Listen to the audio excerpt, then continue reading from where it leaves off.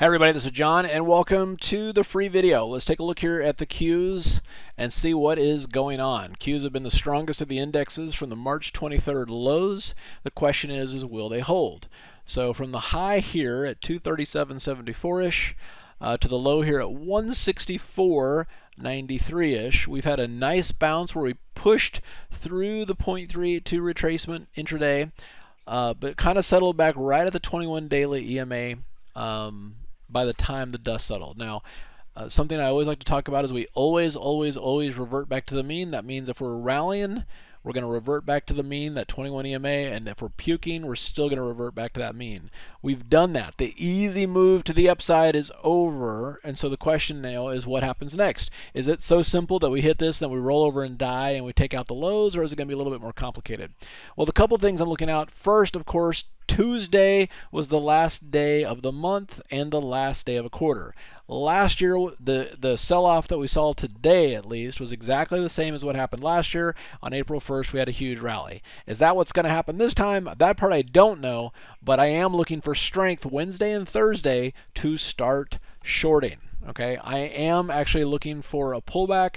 At this point, I don't know if we take out the lows, but I think at the very minimum, when we get a 50% retracement of this move that we've already had, it could turn uglier from there.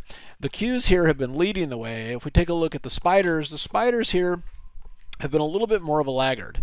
While the Qs actually pushed through their 382 and pushed through that 21 EMA intraday only to settle right on it by the close, you can see the spiders only gave it a brief kiss before retreating. Again, tomorrow being April 1st, first day of a quarter, it's very possible that we have a strong up day tomorrow. Of course, look, anything can happen tomorrow, but if we do have a strong day up day tomorrow, I'm going to be using that to start establishing shorts. We've been playing the long side of this, had some nice moves in DocuSign, a couple nice moves in Amazon and Netflix, but at this point it's time to start looking at strength for shorts. I'll give you guys a list of my favorite nasty stocks to short in the premium video. We'll look at those toward the end of the premium video, but just beware of kind of what's going on there.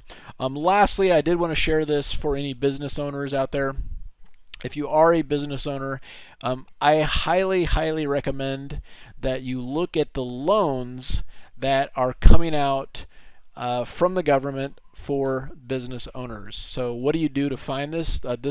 We've been talking to a couple of different business owners, and I'm in EO and YPO, so I talk to and hear from a lot of different business owners about this. It's a very legitimate program here. So what you do is, all right, so go to Google, just type in coronavirus emergency loans, okay, and you're going to see you're going to come up with something U.S. Chamber Foundation. Okay, click on that, U.S. Chamber of Commerce Foundation, and it says download emergency loan guide. Believe it or not, this is something that all the business owners in EO and YPO are using as a guideline to figure out what to do here. The short version is, if you're a business owner with a small business, these loans basically turn, part of them, not all of them, will turn into grants. So worth something like 2 to 3 months of payroll and other expenses basically gets forgiven and turns into a grant. So it's free money. So if you're a business owner, I encourage that because that's what it's designed for. So in case you didn't know, it was there. There it is. All right, so if what you've been seeing in this markets is either distressing or confusing, or it's like, all right, how, or really if you're just asking, how do I take the most advantage of this? We are going to be hosting a free webinar on Thursday, April 2nd. Okay, so this week, just in a couple days. The link, you'll see a link in your email, but you can also type in simplertrading.com/madness. All right, 7 o'clock Central Time, and Danielle will be talking about profiting from the momentum madness. So she's got some case studies that she's been working on. So her quick $5,185 profit in the S&P at the market close. And Danielle, she's been doing this now for, gosh, 5 years, has really got some, what she did is she came in, she studied all the traders at Simpler Trading, myself, Henry, Carolyn, just going down the list, and basically took the best of each of them and combined it into her own system. She's really got some really cool stuff in how she does this now.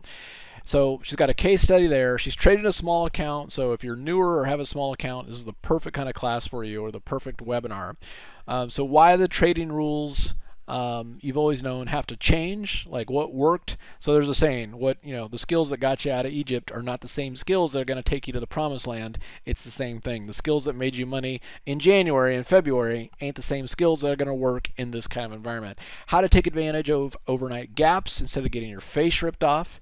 Another case study, the momentum move that booked $500 in the Qs and almost $2K in the S&P futures, and the key patterns in the most historical market we've ever seen. So some really good, solid information to help you navigate your way through this. All right, you guys have a fantastic evening, and we'll see you on the other side.